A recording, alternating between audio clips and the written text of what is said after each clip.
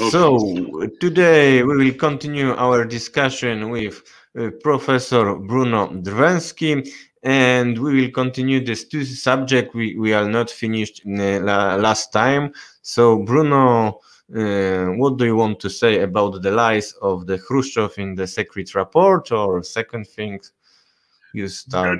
There are a lot of things that can be criticized, but I would take some examples. The first one, the most, I would say, caricatural, was the one when Khrushchev told that Stalin was leading the Second World War on a globe. As if he was, you know, a naive child that could lead war not as a real military chief. Of course, it's pure lie, and a lot of Soviet generals confirmed it was a lie. But it's very funny lie, because if Stalin was leading the war looking at the globe, it would mean that he would have been a genius, because at the very end he won that war. So that's the first thing I would say. The second thing is that Khrushchev told that Stalin downgraded the Marshal Zhukov in 1948 because he was jealous of the popularity of Zhukov.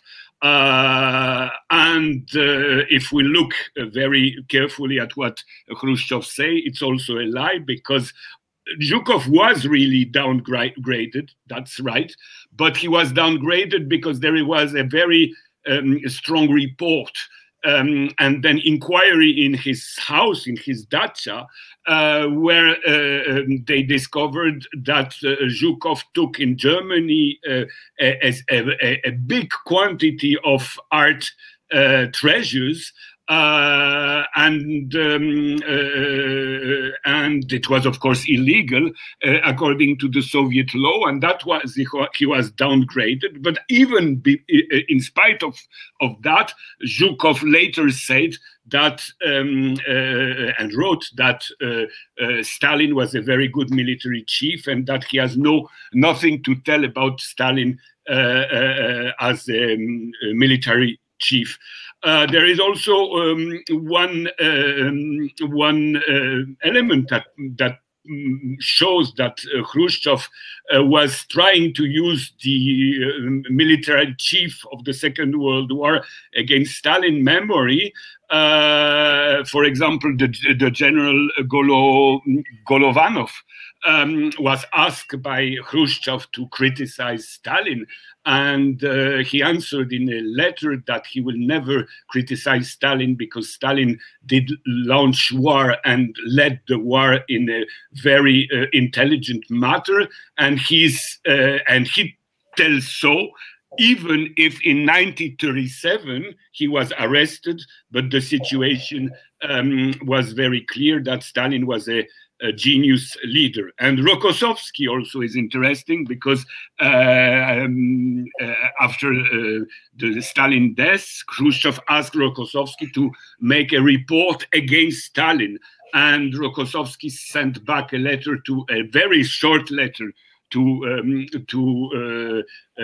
Khrushchev, telling that, for me, I will never write against Stalin because Stalin is a saint. And we have also to take into account that that Rokossovsky was also in Gulag in 1937, so he know very well what he's talking about. Another thing I would say is for example, the deportations we had at the end of the Second World War, among them the Tatars, and of course Khrushchev criticized that after the death of Stalin. But now we have reporting inquiries in Soviet Union that shows that the Tatars who were fighting on the front could ask for their family not to be deported limited to Central Asia, and in most of the case they were not. So there was the deportation of the nationalities after the Second World War was not for everybody, but was with a lot of exception. And the last thing I would say, because it shows how Khrushchev was a liar, and is of course at the 20th Congress, Khrushchev criticized Stalin for the so-called Leningrad plot in 1949-1950, telling that Stalin was responsible for the death or for the execution of Voznesensky, one of the biggest Soviet economists that was accused of treason and that was executed in 1950. But 1 year later, the same Khrushchev accused Malenkov, because then he was fighting against Malenkov, and he accused Malenkov that Malenkov forced Stalin to execute Voznesensky in spite of the fact that Stalin was against the execution of Voznesensky. So in 1 year, Khrushchev put the responsibility on Stalin, and the next year he put the responsibility against Malenkov and in favor of Stalin. So it's pure lie. And what is very interesting, because out of this lie that shows how Khrushchev was a liar, it's interesting also to notice that because of that, we can understand that the question of executions in Soviet Union was not entirely in the hands, I would say, of Stalin, since one time Khrushchev tells it's the Stalin responsibility, and the second time he tells Stalin didn't want to execute, but it was Malenkov's responsibility. So it shows that at least Soviet power was not an autocratic power of Stalin, but was something like a collective direction in which different opinions, different trends were operating. And this is the basic thing I think we have to work on, is that the whole Soviet history has to be rebuilt, because we have legends, and these legends are creating this cult of personality, or anti-cult of personality, which are basically based on the same agenda. You can observe this on bourgeois media, you observe that in Trotsky's media, you observe that in Khrushchev report, but all of that is based on the same logic. And as a Marxist, we have to use the class analysis and not the individual analysis. And this was not made by opponents against Stalin, even if they can be bourgeois, right-wing Trotskys or Khrushchev. They work on the same logic, and this logic has to be reversed. And I think that there begin to be quite a lot of works all over the world, but especially in Russia, that begin to look at that time scientifically, and that are looking at the phenomenon of Stalin not as an individual phenomenon, but as a part of a biggest context, that where Stalin was, of course, a very important leader, but he was not the so-called autocrat or the saint. That's the same logic that that he was created. And Khrushchev was one of the main builder, I would say, of the Stalin cult. At the time, when Stalin was in power, and just he changed the direction after the death of Stalin, but always within the same logic. I would say this logic is not Stalinist; it's neo-Tsarist, new Tsarist. It is a logic Khrushchev was brought in during Russian Tsarist time, and quite a lot of Russians did behave in that way. And Stalin was fighting against that, and was fighting against this cult most of the time, and we have a lot of documents about that. But Khrushchev was, I would say, Khrushchev was an anti-Stalin Stalinist in this way, that he was always behaving as a political trend linked with the personality of Stalin. For Stalin, at the time, he was taking advantage of that, and against Stalin, at the time, he was taking advantage of that. But basically, Khrushchev was I would say, a petit bourgeois leader, using opportunities to be put on power. We have now documents showing also that in a lot of cases where there were executions of so-called enemies, Khrushchev was one of the most tougher, the most repressive faction of the party, and not the good man he played after 1956. And of course, as I told last time, we can now have some idea that Khrushchev was quite linked with Yezhov, the chief of NKVD at the end of the 30s, and finally tried and executed because of his violation of the Soviet law. So, okay, so now we can make second part and talk about this conflict with the Communist Party of China. And I would like to say that yesterday I talked with a comrade from Russia, author of the channel Comrade King, who defend Khrushchev. Yesterday, when I asked him this question, he told me that in 1956, Mao Zedong, he was like Khrushchev, he supported de-Stalinization, and this conflict in China, Soviet Union, it was not ideological conflict, but it is geopolitical. The Chinese would like to take the territory which it was Chinese in the time of the Tsarist Russia, and it was not that it was his argumentation that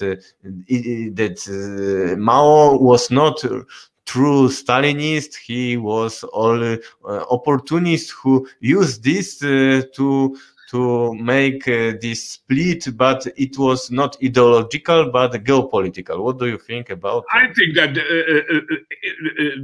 he is partly true, but of course the problem when you are partly true, it means that you are partly false also.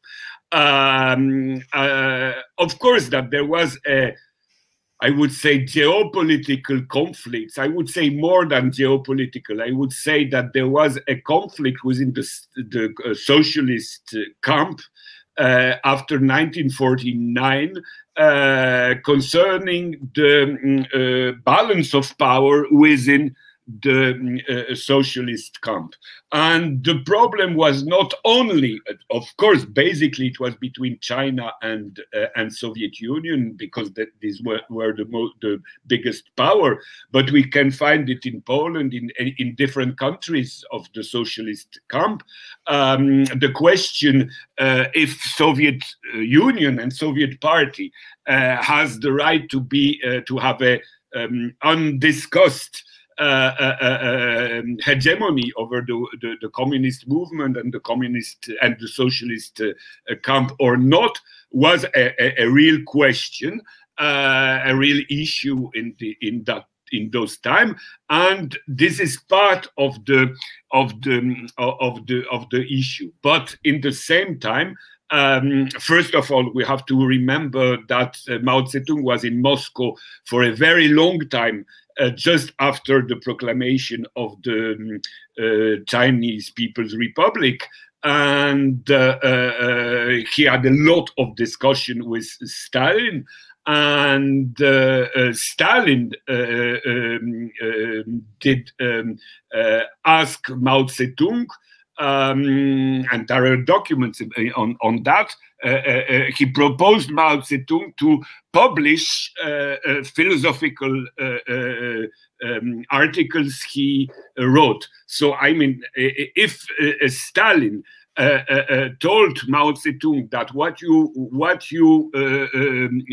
wrote on philosophical Marxist question is important, it shows that, first of all, Stalin had a good opinion of Mao Zedong as a philosopher, and that he was not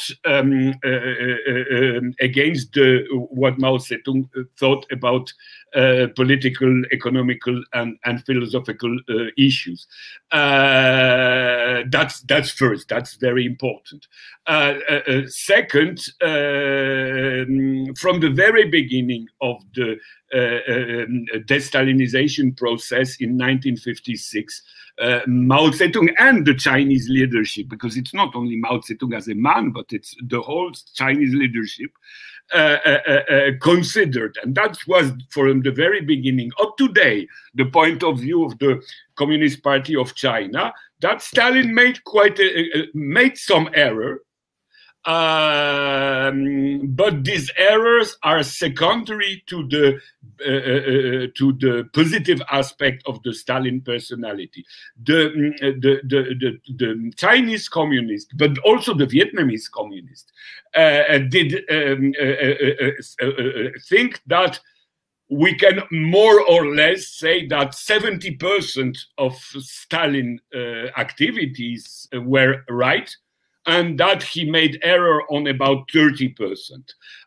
That was the point of view of China, and that is up to date the point of view of China, and that was the point of view of Vietnam, and it's up to date the point of view of Vietnam.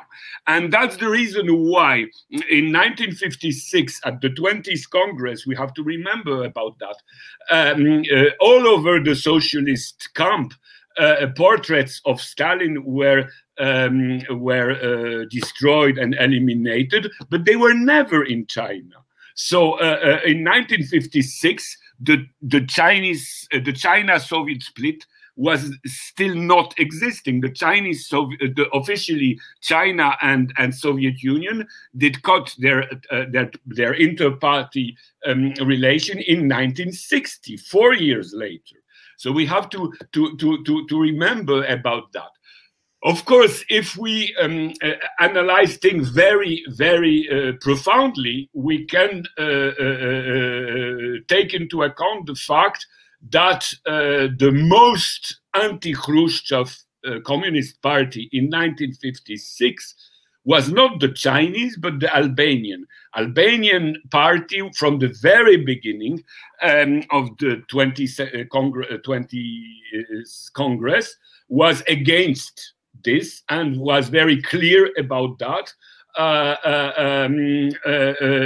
from the very beginning. But between 1956 and 1960, in those 4 years, there were negotiations between Albanians and Chinese, and step by step, Chinese did align to the Albanian critics of Stalin. Of course, that there were elements of tension. Wait. Critic of Stalin? Critic, yeah, I forgot. Excuse me, a critic of Khrushchev, of course. Yes, that's an error. So, of course, we can say that Albania was much more clear at the very beginning than China, but it's not because China was supporting Khrushchev lines. It's because let's say Chinese culture is different. Chinese from the very old time, they always think that we can negotiate diplomatically when we have very strong contradictions. And that's the way the Chinese behave. It's not, of course, the same tradition in Albania and, let's say, in Balkan country, where the ideology of what in Russian they call ktokavo, the ideology you are on my side or you are on your side, is much tougher for historical reason. And so when we observe the contradiction between China and Soviet Union, they begin in 1956. All the time during these 4 years, Chinese have the hope that Khrushchev will modify his policy on the ideological ground concerning Stalin, and will modify also his policy on the hegemonical side of Soviet policies concerning China and other socialist countries. We have to take into account that at that time in 1956, 1957, during the Ohab and Gomulka time, Chinese were really very strongly cooperating with Poles to push Soviet Union to a more, let's say, more balanced relation with the socialist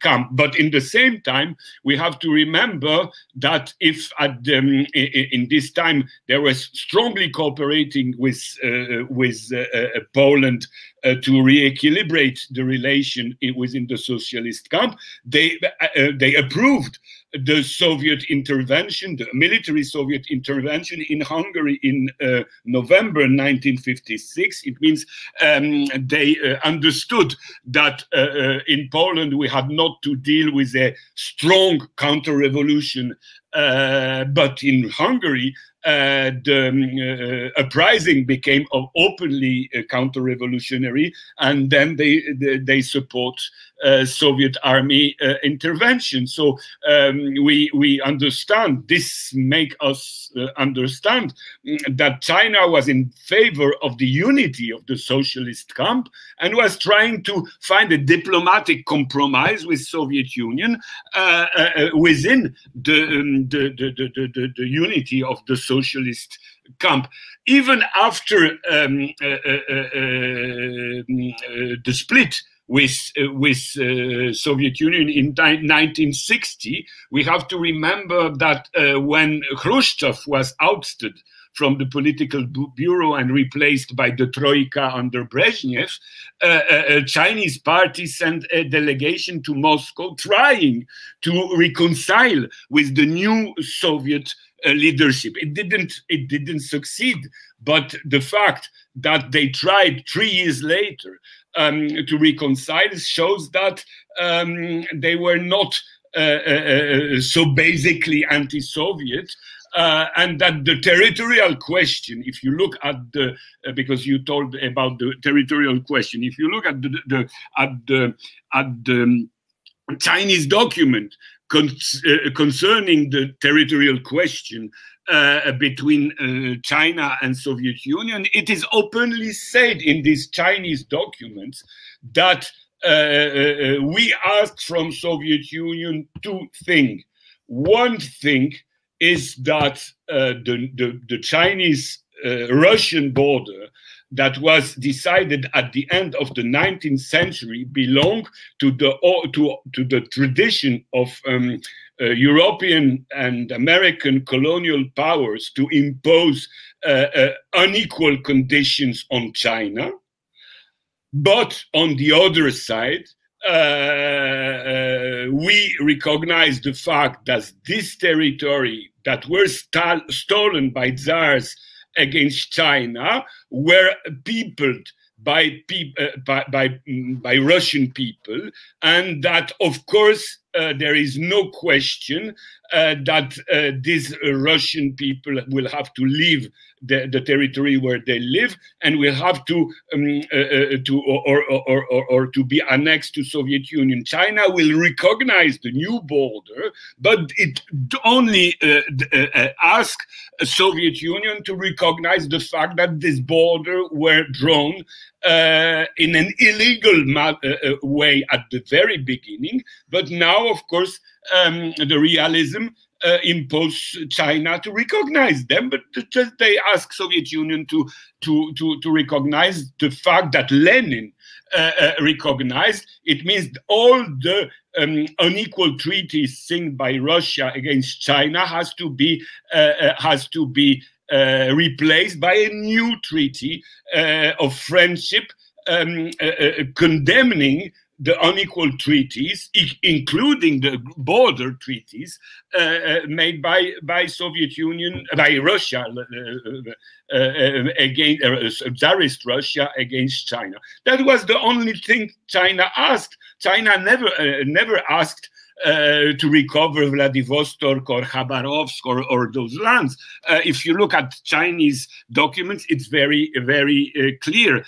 And we have also to remember one thing, that the military clashes between Chinese army and Soviet army in 1969 were not clashes coming from Chinese army, but from Soviet army. Soviet army occupied an island which was on the Chinese side of the Ussuri River, and that's of course documented, and this is documented by now because Russia, now official Russia, recognized that these islands were Chinese and not Soviet at that time, Russian now, and they were given back to the Chinese. By the treaty, the Russian-Chinese treaty that finally regulated this territorial dispute. And China, of course, recognized the new border, and there is no point about that. If China recognized now, it recognized earlier. So the territorial border was rather a symbolical question and not a real territorial issue. Of course, the geopolitical question can be taken into account. China was in favor of a balanced world socialist system, not centered only on Moscow. And that's why Mao Zedong went to Moscow at Stalin time, and he stayed in Moscow more or less 2 months to negotiate with Stalin this situation.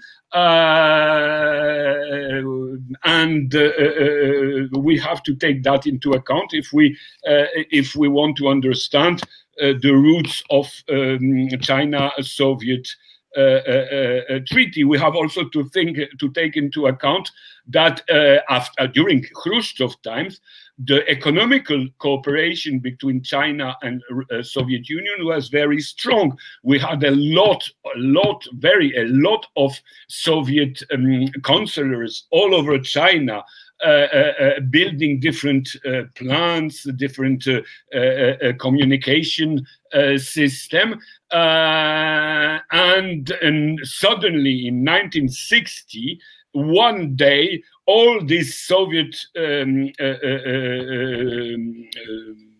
engineers were taken back to Soviet Union, and they received the order not only to come back from one day to the other to Soviet Union, but to burn all the scientific and technical documents they were working on, leaving the Chinese in a very humiliating situation and in a very tough situation. And this happened in 1960 and created a lot of troubles for the Chinese economy at that time. So we see very clearly from that ground that China was cooperating with Soviet Union and was not preparing a complete separation of the two countries. It's Soviet Union under Khrushchev who took the initiative of anti-Chinese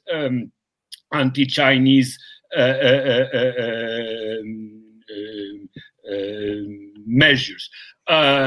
So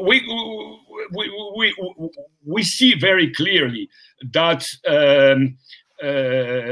Chinese were never engaged in any fundamental critics of Stalin. They criticized Stalin or Khrushchev? They didn't engage in any fundamental critic of Stalin. They criticized Khrushchev. They never criticized Stalin, basically. They criticized some error of the Stalin times, not especially Stalin as a man, but the Soviet system launched at the Soviet time under Stalin was criticized as a first attempt to create socialism, to build socialism, but with some contradiction that had to be bypassed. For example, the Soviet Union industrialization was based on the so-called Magnitogorsk Charta. The Magnitogorsk Charta was the legal document regulating the way Soviet enterprises had to work. And according to the Chinese Communist Party, these regulations were too bureaucratic. And in China, they developed what they call the touching Charta, which was a much more decentralized or democratized way of building enterprises. And in this, I could not say dispute, in this in articles in Chinese press concerning the comparison between Magnitogorsk Charta and Touching Charta, there was no real accusation against Soviet Union. It was more or less in this tonality that Soviet Union invented the Magnitogorsk Charta. The Magnitogorsk Charta was not very good, but we have to take into account that it was the first attempt to build socialism. And of course, when you begin a process, you can make some error. And then the Chinese Communist Party arrived and proposed a renewal of the way enterprises have to be directed, and that's the Touching Charta. And the discussion between these two charta are just a constructive discussion, the way socialism has to be built. But there was no condemnation that Stalin did invent the Magnitogorsk Charta, the Magnitogorsk Charta was bad, and so on and so on. It was always a discussion, I would say a scientific discussion, an ideological discussion. What would be better? What way would be the best one to improve socialist management, respecting the fact that the Soviets were the first one to try, and they can make error, but it's normal in every historical process that when you begin heroically, as did the Soviet process, you make more error than after, when you have the experience of the error and their consequences. And that's the spirit in which you find the Chinese medias at the time in the 50s and in the 60s concerning, for example, the question of socialist management within factories. So we see then that the differences between Soviet Union and China were real, but were rather based on concrete analysis, and they never criticized Stalin for the positive result he had for Soviet Union and for the cause of communism. So. Okay, so could you now summarize all this critique which was in the 1960s? For example, they said that the Soviet Union was imperialist state. It is true? No, and yeah, okay, yeah, it happened gradually. If, for example, in the 60s, at the beginning, I would say up to the middle of the 60s, the Chinese point of view was that the Soviet Union was going the revisionist way and was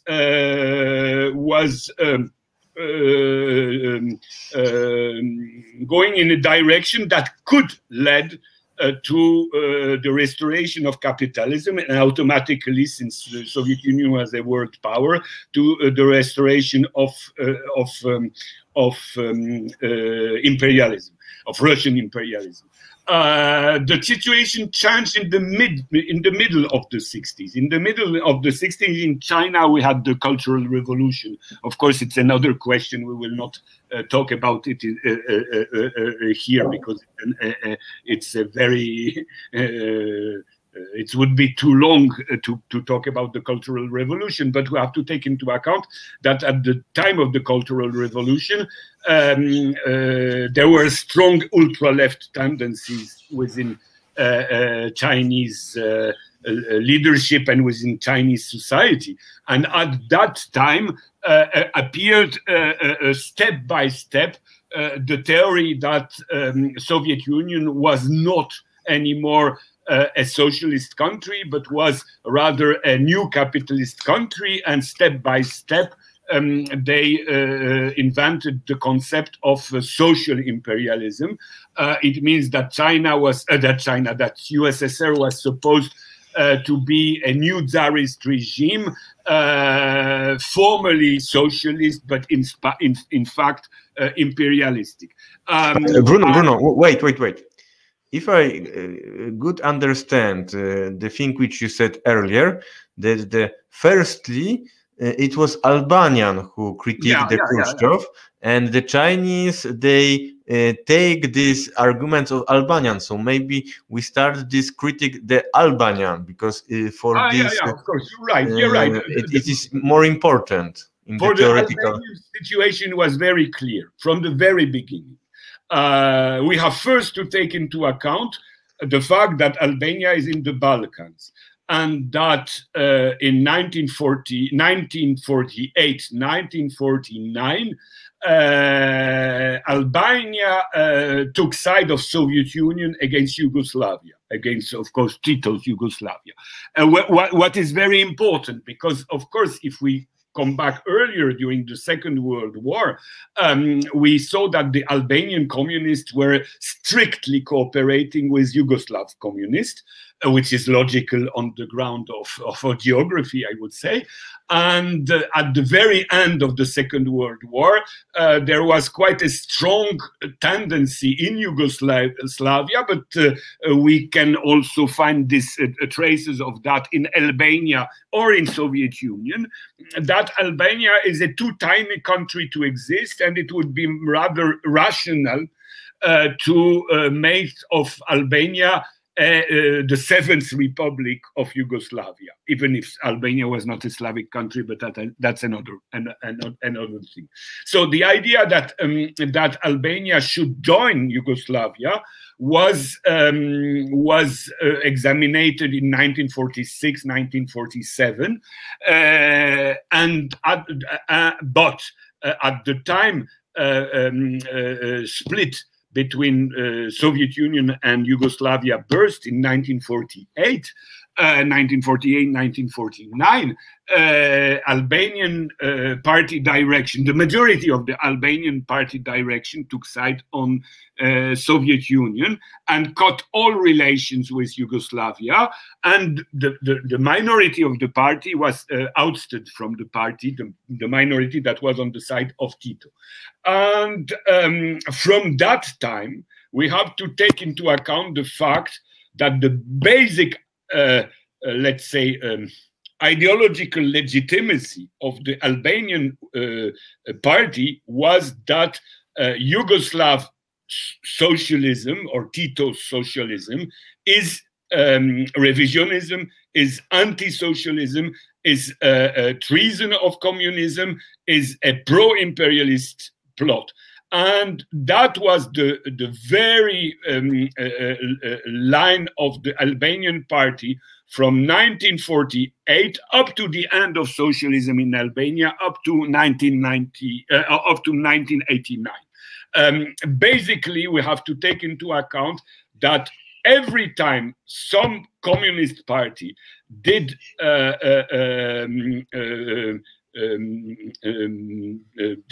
decide that the Yugoslav Communist Party under Tito is a communist party, the Albanians were deeply criticizing that party. And we have then to take into account that in 1954, 1955, when Khrushchev began to reconcile with Yugoslavia, with Tito's Yugoslavia, of course, Albanian leaders, especially, of course, Enver Hoxha, criticized that deeply. And, of course, when officially the inter-party links were reconstructed between the Soviet party and the Yugoslav party, Albanian criticized that decision as a decision which is revisionistic and which is anti-socialist. And from that very time, Albania was criticizing Soviet leadership. And this explains why in 1956 they couldn't approve the 20th Congress decision, since the 20th Congress decision were, of course, criticizing and denouncing Stalin, but in the same time, they were accepting the fact that Yugoslav communists were communists. And this was the very beginning of the split between Albania and Soviet Union. Of course, Albania was a very tiny country, a very little country, and a very poor country. And for economical reason, they tried to maintain some links with the Soviet Union at that time, having the hope that within the socialist camp they will find some allied. And finally they found China. But not only China, they had also some contacts with, of course, with Vietnam and North Korea, but they had also some rather good contacts with the Romanian party, and they tried to maintain some contacts. But basically, ideologically, they were already in a split situation with Soviet Union, and this was very clear much earlier than the China-Soviet split. And we can, of course, accept that Albania was in the forefront of the anti-Khrushchev line, and that China joined this line later. That's historically right. China had the hope that Soviet Union will not fall within capitalism. At the time, Albanians were already convinced that Soviet Union was going in the direction of capitalism. Of course, this issues of the 50s and 60s changed completely nowadays. Now we have a completely different situation. But at that time, of course, the question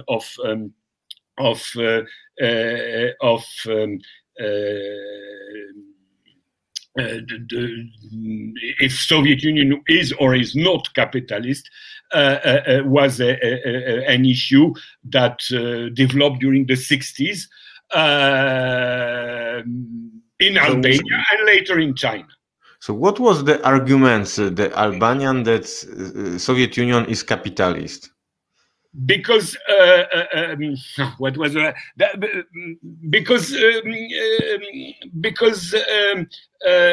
since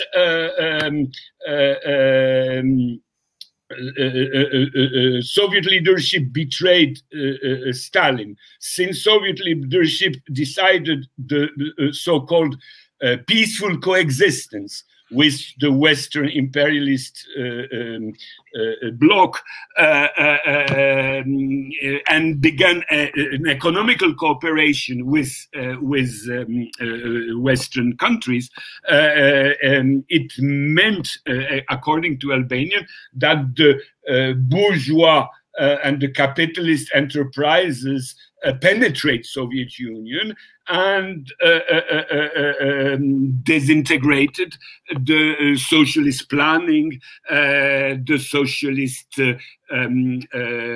prices, and made Soviet economy more and more dependent on what can be called the capitalist terms of trade on the world level.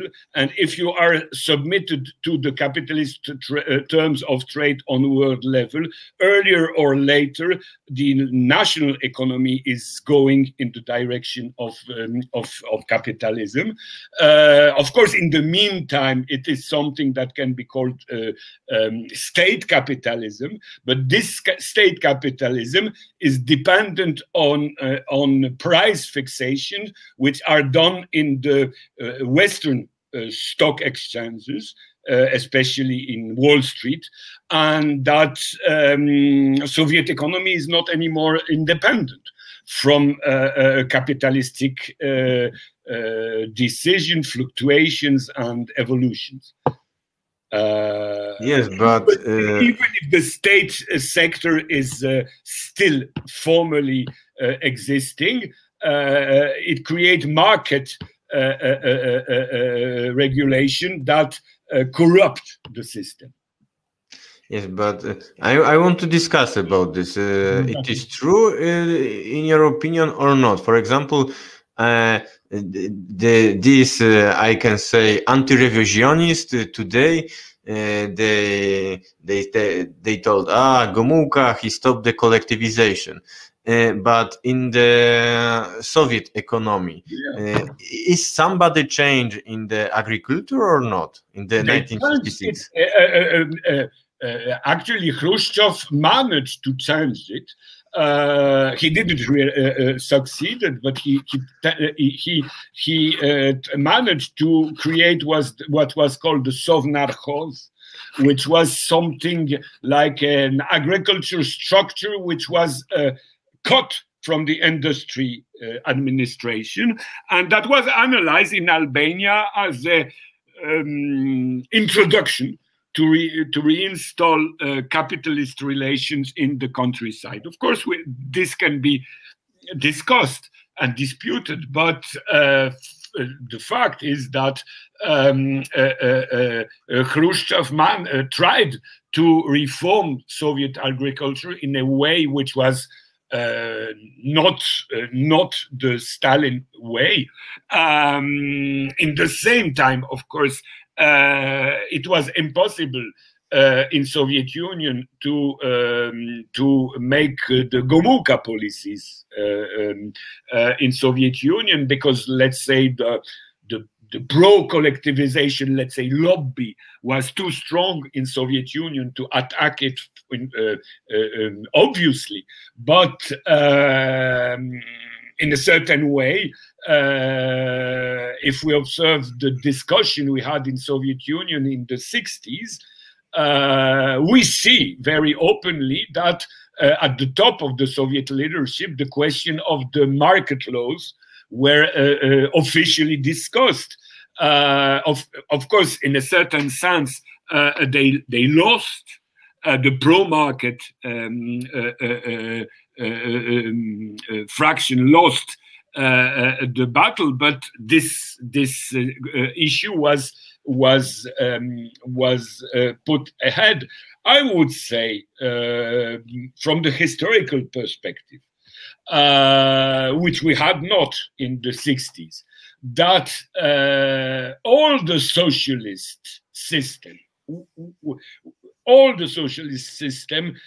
more or less socialist, the Yugoslav one, the Soviet one, the Chinese one, the Cuban ones, and so on and so on, were and still are a transitory system.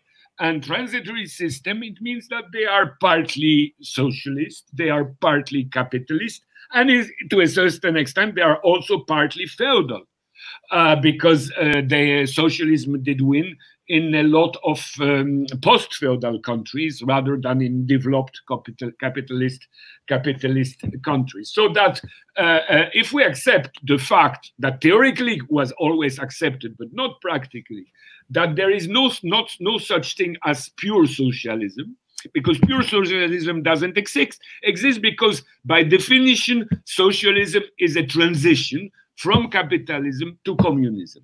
So if it's a transition, it is hybrid. It is not coherent. It has some element of capitalism, and it has some element of, let's say, socialism in the direction of communism. If we accept that, we can see that there are no black and white answers.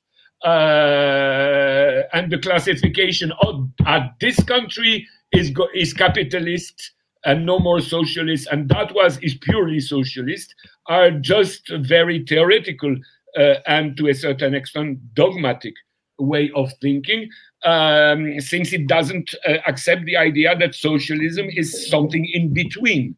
And of course, if socialism is a transitory system, sometimes this system is more right-wing and more capitalist-oriented, and sometimes it's more left-wing and more socialist-oriented. But of course, in all the cases, they are not communist. They are socialist, they are transitory. So the discussion we had between Albania, China, Soviet Union in the 60s, theoretically is, of course, a real issue, but practically there was no long historical experience so to carry on this discussion on practical level. Now we have that historical experience, and we see that quite a lot of reforms that were put in Yugoslavia, in Soviet Union, or in China can lead toward capitalism. But on the other side, we can observe that even in Yugoslavia, which was in the forefront of, let's say, revisionism in the 50s and 70s, we had always some very strong socialist grounds that refused this evolution. And what happened in the 90s, when Yugoslavia was pushed in war?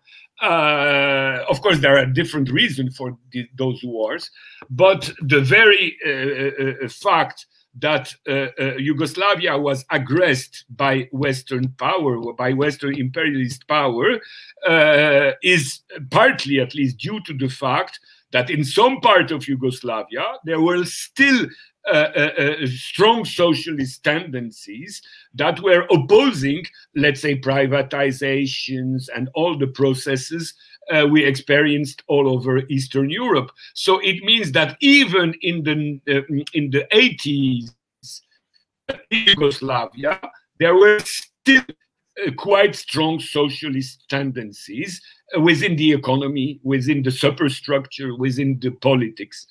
So if we observe that in the Yugoslav case, of course, it was much more the case in Soviet Union and much more the case in China or in Albania. In the same time, we have also to take into account the fact that Albania was supposed to the very end to be a strongly Stalinist-oriented party.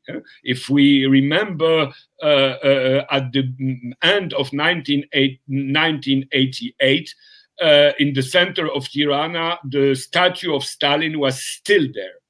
And it was not only symbolical, the ideology of the party was Stalinist, apparently. And a couple of months later, as everywhere in Eastern Europe, this party became Social Democrat within one day.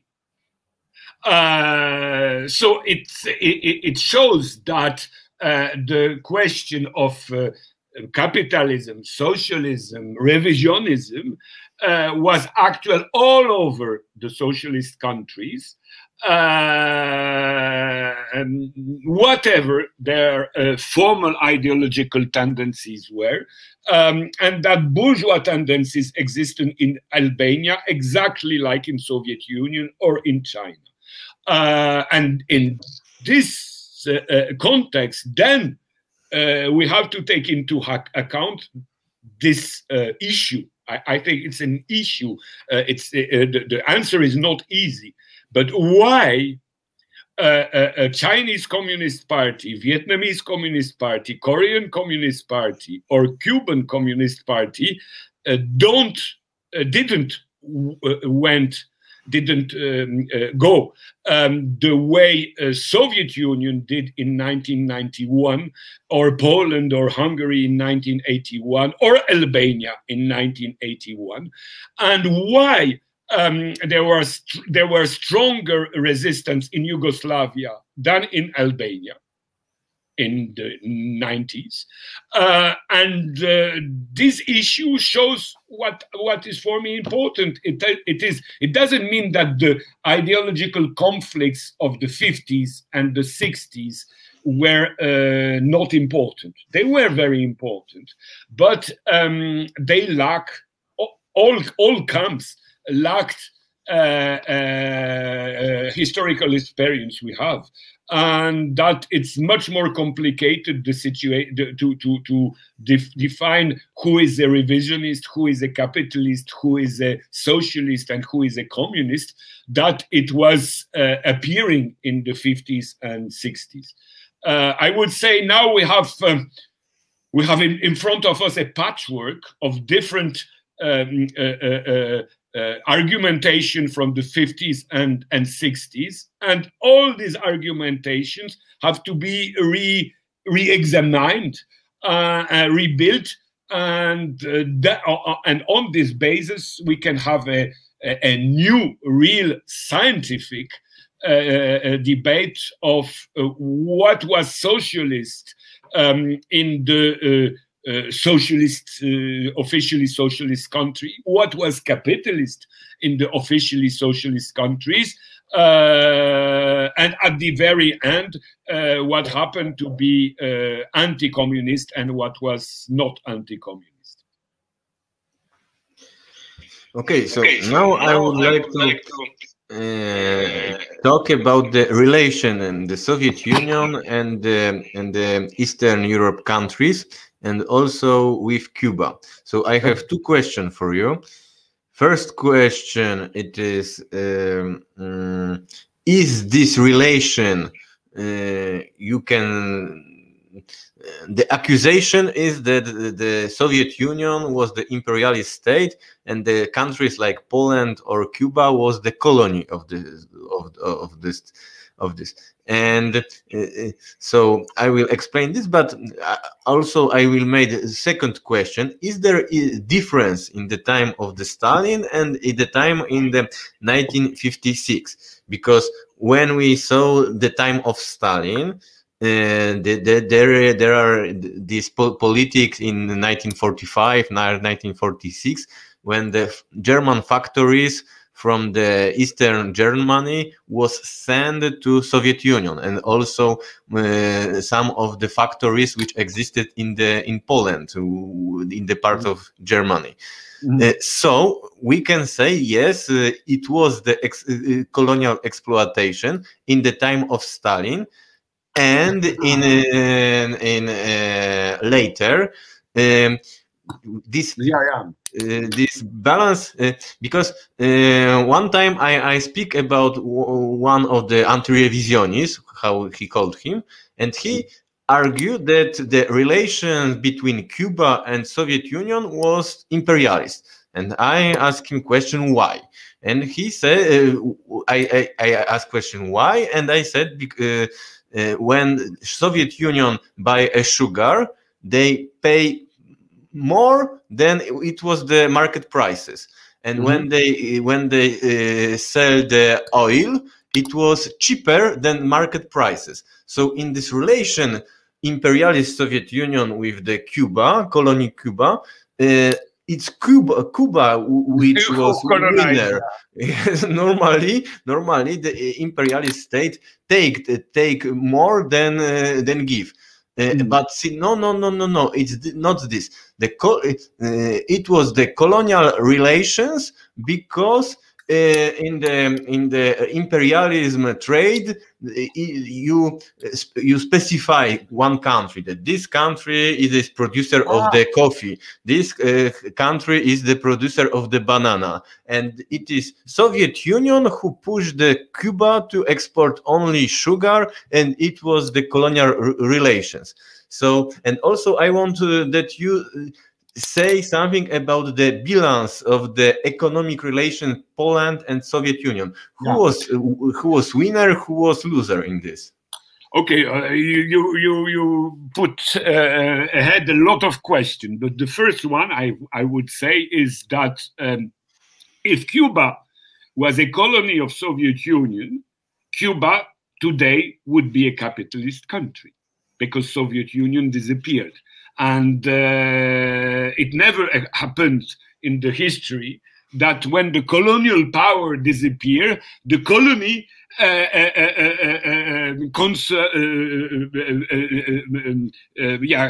take the regime of the colonial power and defend it, not having the support of the colonial power. So it's Cuba is a very good example to show that Soviet Union was not classically an imperialist country. The question is, what was Soviet Union? If we look, for example, to Chinese definitions, as I told you, in the 60s, at the beginning of the 70s, Chinese, like Albanians, were telling Soviet Union is a social imperialist country, which means, of course, an imperialist country. But with time developing and more, we discovered that even the Chinese were not really happy with that definition. They were still very anti-Soviet, because China was anti-Soviet almost to the end of the 80s. But they changed their definition step by step at the end of the, let's say, China-Soviet tensions.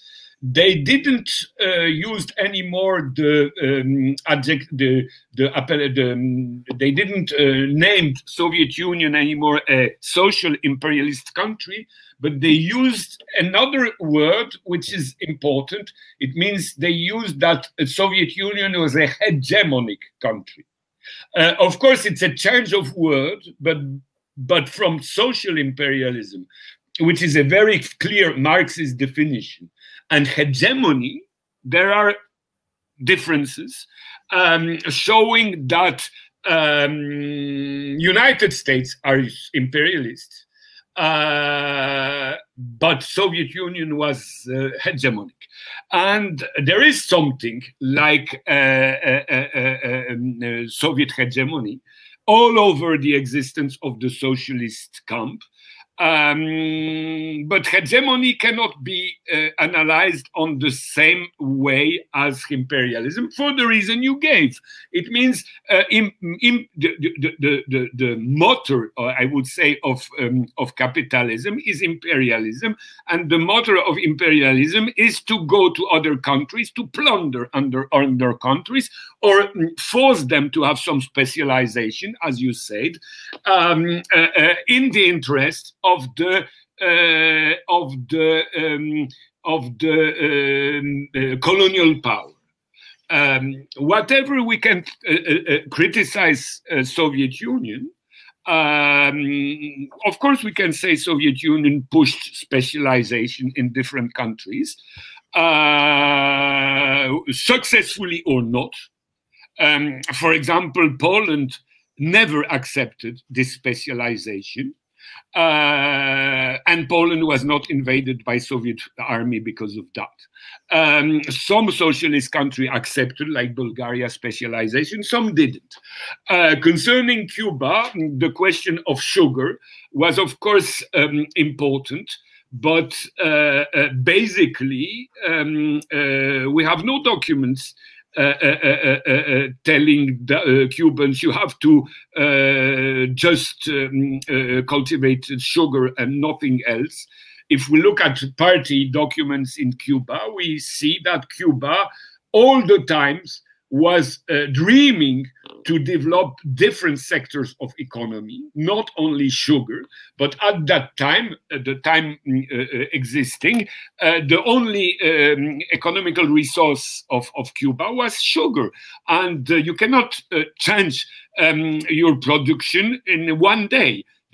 That's something complicated. And in the meantime, Cubans had to exploit their sugar, but because they had no other means, economical means. And it doesn't means that Soviet Union forced Cuba to be only concentrated on sugar. It's a little bit more complicated than that. Basically, we have to remember one thing, that all this specialization you talk about are in the imperialist camp, always working at the very end in the interest of the colonial power, which was not the case of Soviet Union. Because if we look at the trade of Soviet Union with socialist country, but also if we look at the trade relation between the Russian Federation and other Soviet republic inside Soviet Union, it's also very interesting to examine the commercial relation within Soviet Union, between Russia, Ukraine, Kazakhstan, Tajikistan, and different republics. We see that the logic of the Soviet system from the very beginning to the very end was always objectively in favor of, let's say, the peripheral regions. It means that basically the Soviet economy was helping peripheral socialist countries, and that the Russian economies was helping the peripheral Soviet Republic, which is the contrary of colonial power. It doesn't mean that Russia within Soviet Union or Soviet Union within the Soviet camp was not politically hegemonic, but it was not an economical hegemony. It was something else. It was something based on politics and not something based on economy. Of course, we can criticize the way Soviet organized politics within the socialist camp or within Soviet Union. But this is something basically different from the logic of capitalism. It's not the colonial logic. And when Chinese used that term hegemony, I don't know if this term is accurate. It has to be discussed. But anyway, these terms open a discussion which is much more interesting than the slogan social imperialism, which is a pure slogan without basic ground, as I told you. And that's one of the reasons of the disappearance, of the dismantling of Soviet bloc in 1989 and the dismantling of Soviet Union in 1991. It is the economical logic. Of course, the economical logic put Soviet leaders, which were bourgeois leaders at the end of the 80s, to have an economical analysis of the situation, not anymore a political one, but an economical analysis. And they found that the socialist camp was costing too much for Soviet Union. So they decided, without Poland, without Cuba, without Vietnam, without South Yemen, without Mongolia, without Bulgaria, without, Soviet Union will be richer. And that's a capitalist way of thinking. And secondly, we have to take into account that Soviet Union was not dismantled by peripheral, if we accept Baltic states, which are a specific situation, also built on economical grounds, but let's say it's another question. If we look at the dismantling of Soviet Union between 1988 and 1991, the vanguard of dismantling Soviet Union was not Ukraine, was not Kazakhstan, was not Azerbaijan, and so on and so on. The forefront of the dismantling was Russia, Russian Republic.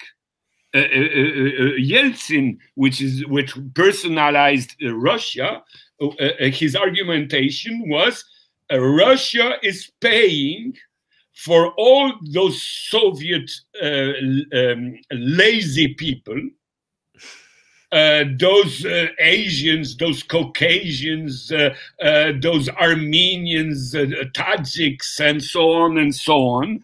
And Russians are working for them because they are lazy in their mountains. And Russia without them will be much richer, which was a capitalistic point of view. And this is important. We have to take that into account. And we have to take into account, if we took the Polish example, it's also very interesting. Because in Russia, at the end of Soviet Union, we had economical analysis.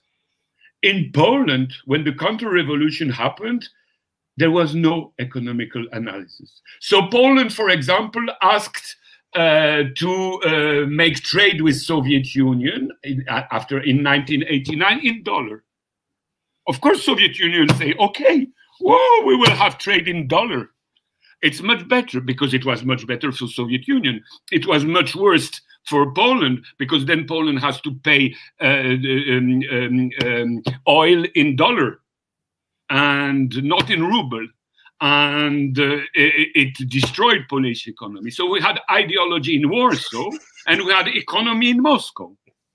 At that time. And at that time, let's say on a purely capitalist point of view, Moscow was right. Of course, on a capitalist point of view. I'm not talking about communist point of view. I'm talking about a capitalist point of view. When Poles arrived and asked, oh, we want to have trade with you in dollar. Soviet people in Moscow, the Soviet capitalist bureaucracy said, okay, we will sell you oil in dollar. Why not? And it was very good for them. So in Warsaw we had ideologists, dogmatic liberals. In Moscow we had open-minded liberals. At that time, and we have to take that into account. But it shows that at the end of the 80s, we had all over the socialist camp the liberal capitalist ideology prevailing, in contrary to the ideology prevailing earlier, and that's important. You told what was the situation after the Second World War. Of course, we have to remember something very important. Of course, it was at the Stalin times, and you are right that Soviet Union at that time took a lot of factories out of occupied Germany, and also former German territories given to Poland. That's right. We can even accept the fact that not only German territories, but Hungary and to a certain extent Czechoslovakia were used to help, let's say, Soviet economy. But this was for two basic reasons, which were not strategical ones, but tactical ones. Soviet people made, and everybody can accept that, I mean, it's obvious, Soviet people made huge sacrifices to liberate their country, of course, but all Europe from Nazism. As you know, 80% of German troops were destroyed in the Eastern Front. And the sacrifices that made Soviet people, not only by fighting on the front, but by accepting a misery inside Soviet Union. If you look at the average food Soviet people had in Moscow, in Siberia, in Kazakhstan, all over Soviet Union, you understand that Soviet people were strongly impoverished during war, and they accepted this impoverishment to have the victory over Nazi Germany. And then you can understand that when Soviet Union did win the war, quite a lot of Soviet people had the impression they should take some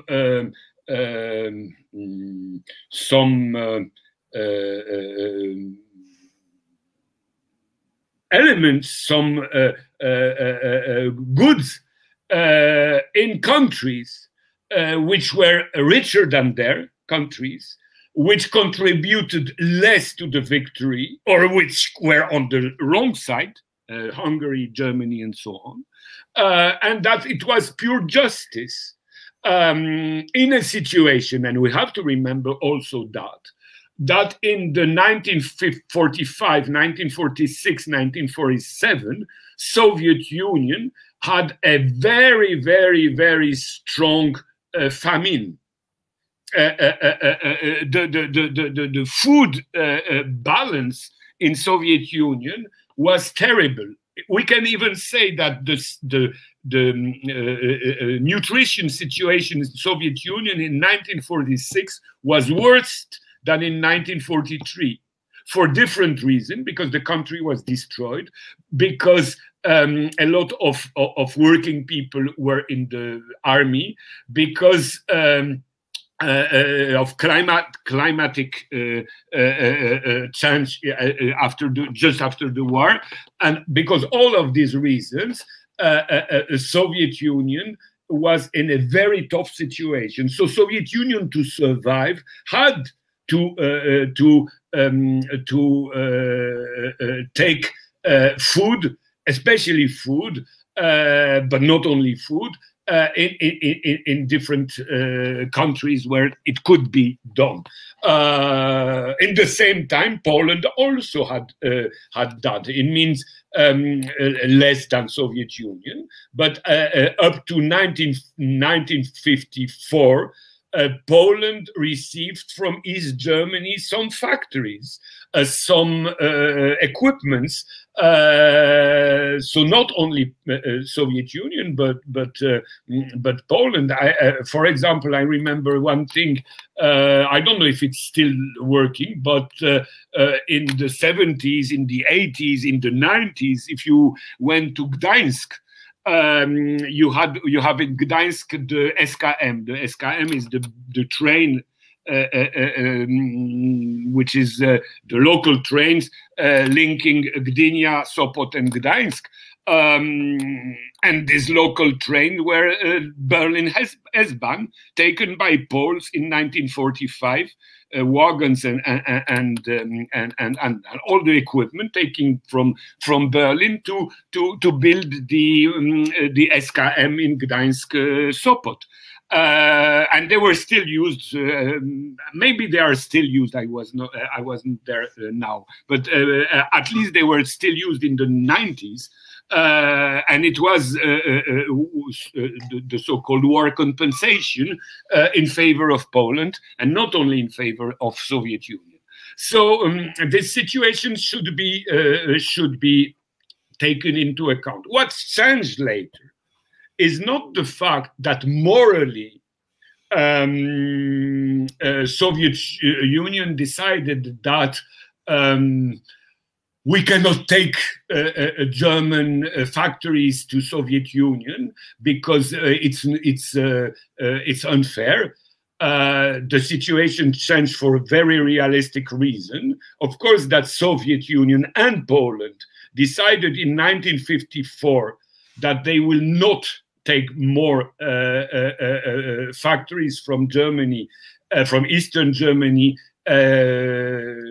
to Soviet Union in Poland, because Western Germany was developing, and it was very clear after the 1953 riots in Berlin that if Eastern Germany is not developing, German Democratic Republic will fall.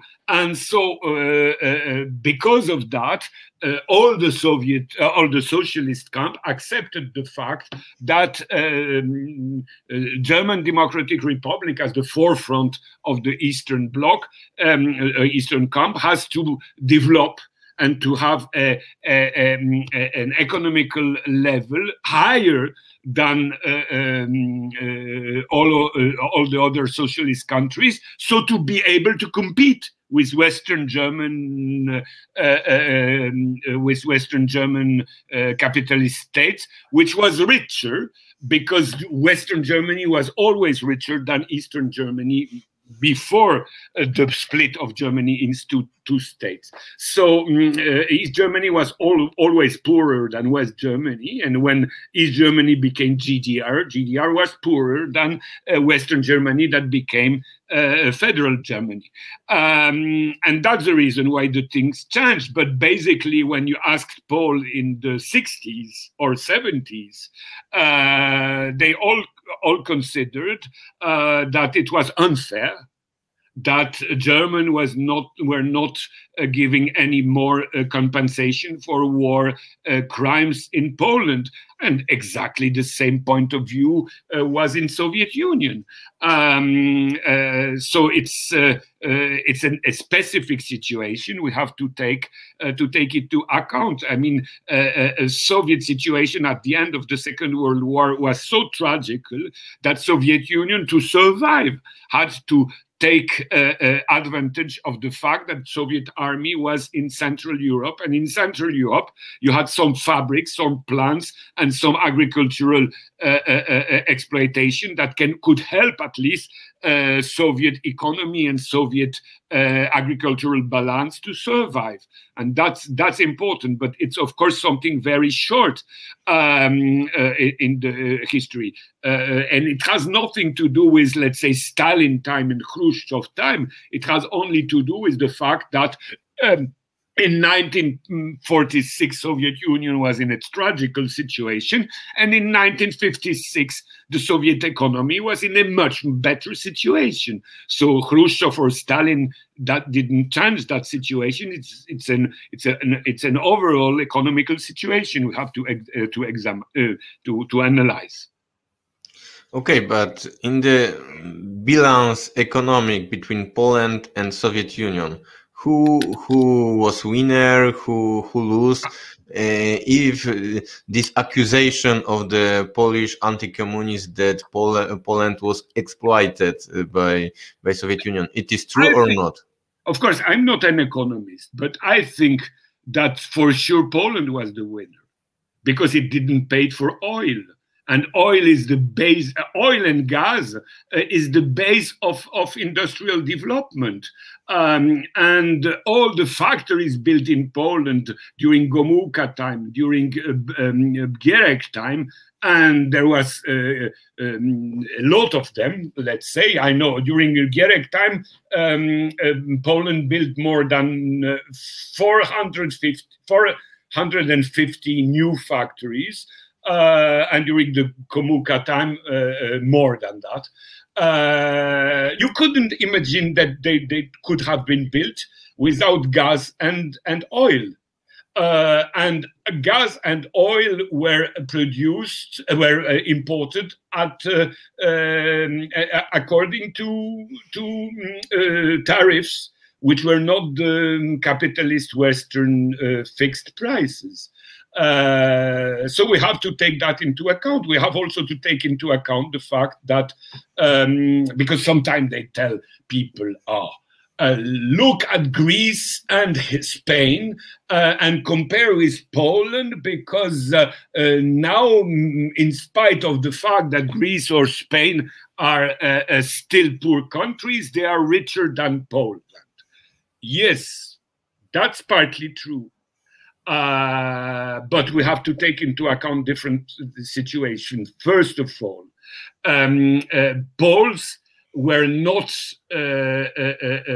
so poor in the 60s as were the Greeks and the Spanish. This level of exploitation in Spain or Greece was much harder. And Poles in the 60s, part of the economy was going to development, but part of the economy was going to give people, let's say, more or less civilized level of life. In Greece or in Spain, there was no civilized level of life. There was pure poverty. And this has to be taken into account. People that lived at that time, they had a more or less balanced time in Poland and not in Spain or in Greece. From the economical point of view, you can say Spain or Greece were right and not Poland. But from the human point of view, Poland was right. Those people, after the Second World War, had the right to have a decent life, and they had a decent life in Poland. They hadn't in Greece or in Spain. And this is very important. So and they had this decent life also because Poland was not paying for gas, electricity, and oil. The price they would have to pay if they were in the Western bloc. So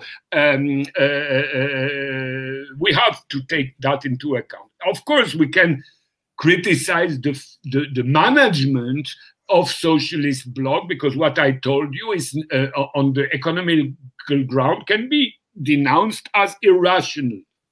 But is a human life something irrational?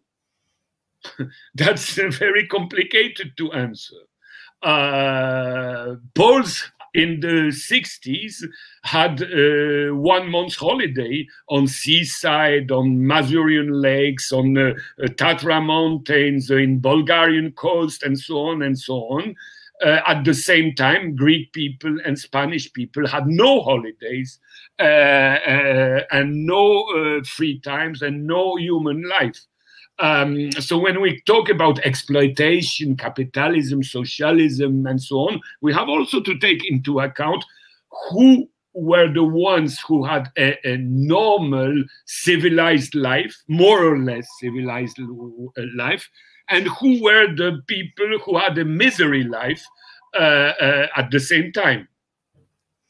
Okay, the last question, it is the relation of the Soviet Union with the third world countries, because we talk about the economic relation with other economic socialist countries, but I want to ask you about the African countries and the Asiatic countries which was fighting with the colonization. The accusation is that Soviet Union was the imperialist state and wanted to push the French and the English and take them their place.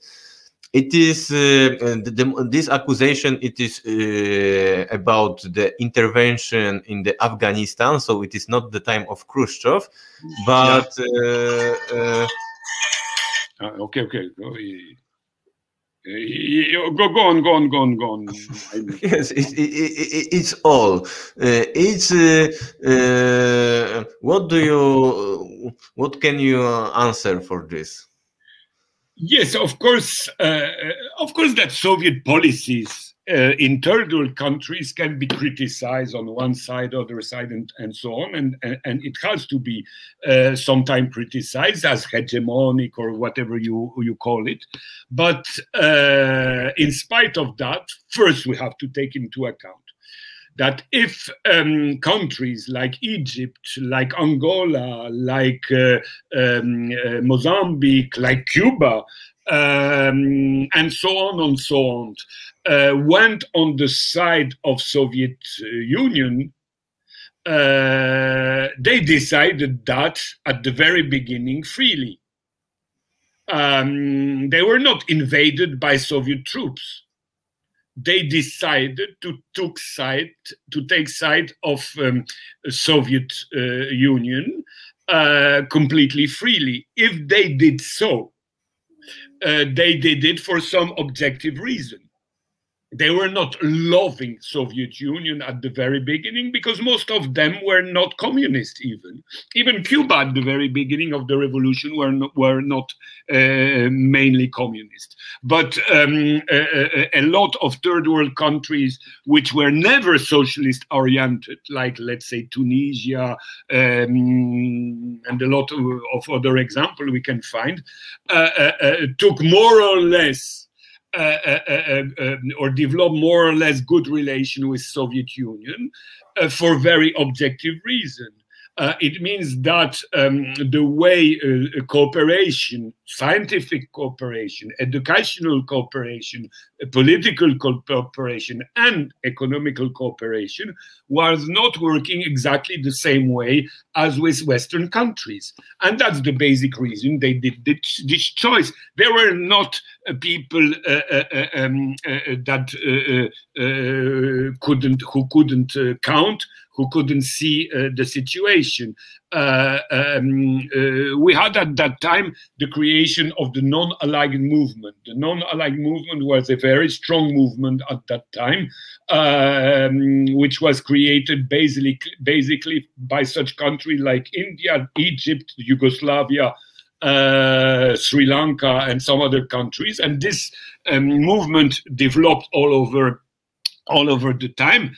And there was a strong discussion in that movement between the ones who were advocating that socialist camp was the natural ally of non-aligned countries, and the ones who were telling that a non-aligned countries must be in the middle of the road between West and East. But we have to take into account that the debate was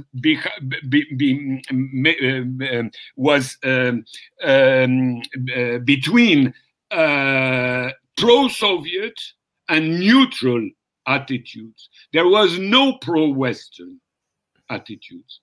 And that's very important because it shows that the main issue was, is Soviet Union our ally, or is Soviet Union some country which we should cooperate with, but not especially? But the enemy was one. The enemy was the Western imperialism. And all countries agreed on that. Even right-wing governments from that countries, from that movement, were accepting this, of course, not in a very open manner, but basically this movement was always considering more or less that Soviet behavior is not to be compared with Western imperialist behavior, even at the worst time. So when Nasser decided to split with United States and go the Soviet way, he didn't did that because suddenly one morning the Nasser Islamistic man became socialist at the end of the night after a very strong dream. He changed his mind for a very realistic reason. It means that the American, when he wanted to build the Aswan Dam, he first asked the American to help him to build the Aswan Dam that would make his country independent for producing electricity, that would make his country able to build industry, and that make his country able to extend the surface of agricultural lands. That was the purpose of the Aswan Dam. He went to the United States, and the United States, first of all, put him very strong economical conditions. And second, they asked Egypt to submit to the American foreign policies. He went to Soviet Union. He didn't become communist, but he went to Soviet Union, and the Soviet Union did help him without such strong condition. It doesn't mean, of course, that Soviet Union had no condition. They had some condition, but some, let's say, a basic condition, which can be considered as a balanced condition between two really independent countries. And then Stalin decided that he will go the socialist way. Nasser decided he will go to the socialist way. And he was not the only one. I mean, why so many people, so many leaders of the Third War in Guinea, in Mali, in Algeria, in Libya, in Iraq, in Syria, and we can give much more example, did this choice. They didn't did the choice because suddenly they thought Soviet Union is the paradise of people. They just decided that Soviet conditions were not so tough. as Western conditions, even if Soviet behaviors were not always ideals. But anyway, Soviet conditions or Chinese conditions were never so imperialistic as were the Western ones. And that's obvious reason. And that's very obvious now. I mean, you see now third world countries after the collapse of Soviet Union, they are much more openly despaired by the actual situation comparing with the situation they had in the 60s, 70s. So it means that Soviet Union was maybe a hegemonic power, we can discuss about that, but it was not a purely imperialistic power because it worked differently. What we can criticize in Soviet Union is mostly the fact that they were not experienced how to manage with country they didn't knew. Because in Russia and later in Soviet Union, there was not a strong experience of African cultures, Arab cultures, Asian cultures, or Latin American culture, comparing with colonial power that had this knowledge. So I would say imperialist power always knew how to manipulate third world leaderships, third world leading classes. Soviet didn't knew how to manage with, let's say, third world independent leaders. That's cultural problems, but that's something very different from economical exploitation. Okay, thank you, Bruno. Our next episode will be about the riots in Poland in June 1956 in Poznań. So 2 minutes break, and we will continue our discussion in Polish language. Okay. So I